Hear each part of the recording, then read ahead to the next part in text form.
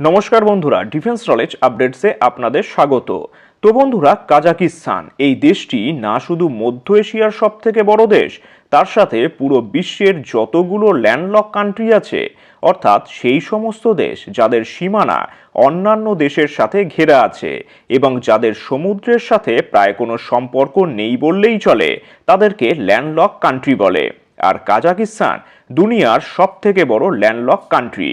এছাড়াও মধ্য এশিয়ার যতগুলো দেশ আছে তার মধ্যে কাজাকিস্তানের ইকোনমি এবং সৈন্য পাওয়ার সবথেকে বেশি।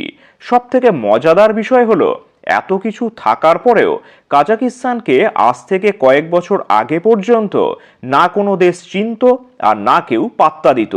কিন্তু বিগত কয়েক বছরের মধ্যেই কাজাকিস্তান দুনিয়ার সবথেকে গুরুত্বপূর্ণ রাষ্ট্রগুলোর মধ্যে একটি হয়ে উঠেছে। এর কারণ হচ্ছে, বিগত কয়েক বছর ধরে এই দেশটির মধ্যে এমন সব দুষ্প্রাপ্য খনিজ পদার্থের সন্ধান পাওয়া গেছে যা অন্য কোথাও নেই। এছাড়াও সাধারণত খনিজ পদার্থ যেমন লোহা, কপার ইত্যাদি প্রচুর পরিমাণে এখানে পাওয়া যায়। এছাড়াও আরও একটি কারণের জন্য এই দেশটি এখন খুবই গুরুত্বপূর্ণ হয়ে উঠেছে, আর সেটা হচ্ছে ইউরেনিয়াম। আর আপনারা সবাই জানেন যে ইউরেনিয়াম ব্যবহার করে হয় বিদ্যুৎ বানানো হয় আর না হলে পরমাণু বোম বানানো হয়। আর এই জন্য কাজাকিস্তানের মধ্যে না শুধু চীনের বরং ইউরোপের বিভিন্ন দেশের আগ্রহ প্রচুর পরিমাণে বৃদ্ধি পেয়েছে।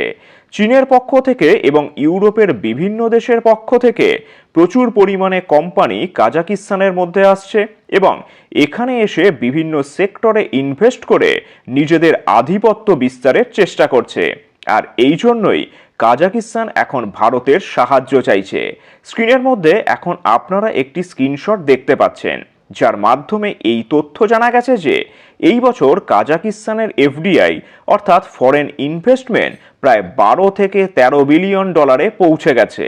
যদিও ভারতের মতন দেশের ক্ষেত্রে এই অঙ্কটা কিছুই না, কিন্তু কাজাকিস্তানের মতন দেশের ক্ষেত্রে এটা একটা বিশাল পরিমাণ অর্থ। আসলে কাজাকিস্তান এই ফরেন ইনভেস্টমেন্টটাকেই ভয় পাচ্ছে, কারণ এই ইনভেস্টমেন্টগুলো আসছে আমেরিকা, পশ্চিমী দেশ তথা সব থেকে বড় বিষয় চীনের পক্ষ থেকে। কাজাকিস্তান এখন এই ভয়টাই পাচ্ছে যে এই সব দেশের নিজেদের জিও পলিটিক্যাল লড়াইয়ে কাজাকিস্তান না ফেঁসে যায়, আর তার সাথে কাজাকিস্তানের খনিজ সম্পদ যেন অবাধে লুট না হয়।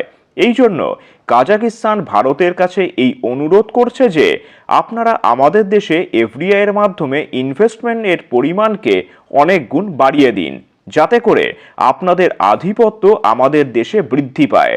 এখন আপনারা এই প্রশ্নটাই করবেন যে কাজাকিস্তানের এমন অনুরোধের কারণ কি?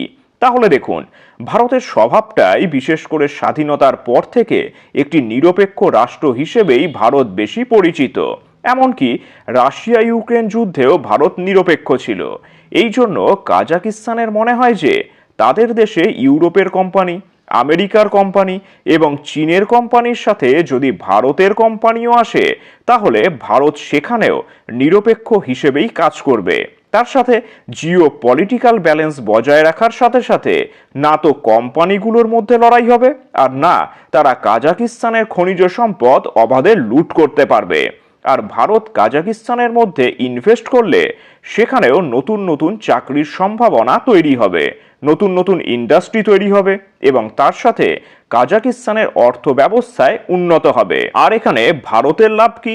তাহলে দেখুন, ভারতের লাভ হচ্ছে কাজাকিস্তানের মধ্যে যে সমস্ত দুষ্প্রাপ্য খনিজ পদার্থ পাওয়া যায় তথা ইউরেনিয়ামের ব্যবহারও ভারত খুব সহজেই করতে পারবে। অর্থাৎ এর থেকে পরিষ্কার বোঝা যাচ্ছে যে কাজাকিস্তানের এই অনুরোধে না শুধু কাজাকিস্তানের বরং ভারতেরও যথেষ্ট লাভ আছে। আর এটাও শোনা যাচ্ছে যে ভারত এতদিন পর্যন্ত কাজাকিস্তানের মধ্যে যে পরিমাণ ইনভেস্ট করেছিল তা প্রায় দ্বিগুণ করতে যাচ্ছে এবং তার সাথে ভারত কাজাকিস্তানের সঙ্গে সামরিক চুক্তিতেও নতুন মাত্রা যোগ করতে যাচ্ছে। কাজাকিস্তানের অনুরোধে ভারত সাড়া দিয়ে সত্যিই কি ভালো করেছে? এই বিষয়ে আপনাদের কি মতামত তা নিচে অবশ্যই কমেন্ট করে জানাবেন। আর চ্যানেলটি ভালো লাগলে অবশ্যই লাইক, শেয়ার ও সাবস্ক্রাইব করে দেবেন। ধন্যবাদ।